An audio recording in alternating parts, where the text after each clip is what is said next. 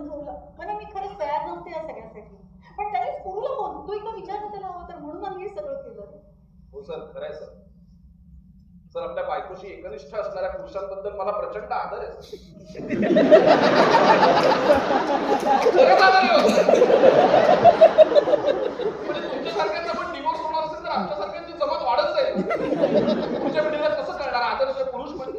म्हणजे अजून म्हणाला की सायकोलॉजीमध्ये गिल्ट थेरपी नावाचा प्रकार असतो. ही थेरपी अशाच पुरुषांच्या बाबतीत वर्क होऊ शकते की ज्यांना बायको बरोबर करायच्या गोष्टी जर दुसऱ्या मुलीबरोबर केल्या ना तर त्याचं गिल्ट येतं. नवऱ्यावर प्रचंड विश्वास असेल तरच ही थेरपी वर्क होऊ शकते. म्हण्या माझा तुझ्यावर पूर्ण विश्वास होता म्हणून तर मी ही रिस्क घेतली ना. म्हणजे आज आपल्या लग्नाचा 20वा वाढदिवस येतो ना.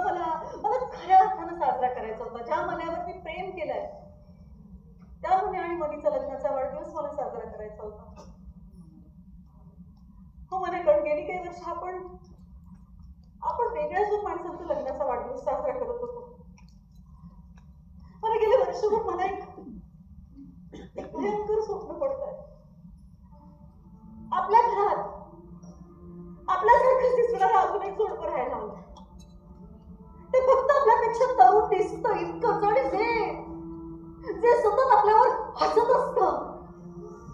आपले गप्पा ऐकून त्यांना हसू येतं. आपली भांडणं ऐकून त्यांना आनंद होतो. आपले कपडे आपल्या सवयी आपला दिनक्रम आपली मतं आपली आवड निवड सगळ्यावर त्यांना प्रचंड हसू येतं.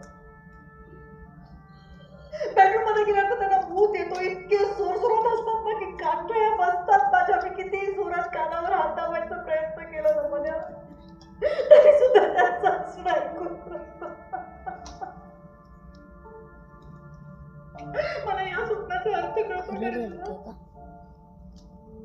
अनुभव जवळ आला. तरुणी संपत आला. हे एक्सेप्ट करणं कुठल्याही बाईसाठी खूप कठीण असतं. स्त्रीच्या आयुष्यातली सगळे कठीण फेजची हँडल करायला आपल्या तिच्या जोडीदाराची गरज असते. मला जे प्रेम अथर्व पोटात असतं ना दिलं त्यापेक्षा दुप्पट प्रेम मला या फेज मध्ये देखील माझे सगळे मूड स्विंग सहन करशील. काही दिवसांपूर्वी मला या सगळ्या प्रश्नांची उत्तरं नकारार्थी मिळत होती. ताईचा डिवोर्स याच फेज मध्ये झाला ना. तिच्या नेगेटिव्ह वागण्याची आपण खिल्ली उडवतो पण ती एकटी आहे. तिला समजून घेणारं कोणी नाही. तिच्यावर प्रेम करणारं कोणी नाही.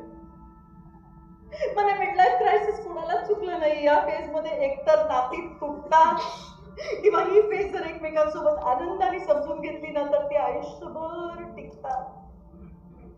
मला तुझी गरज आहे म्हण्या. भले माझी पद्धत वेगळी चुकीची होती पण आतापर्यंत मी तुला समजून घेत आले ना. आज तुझी वेळ. तू ठरव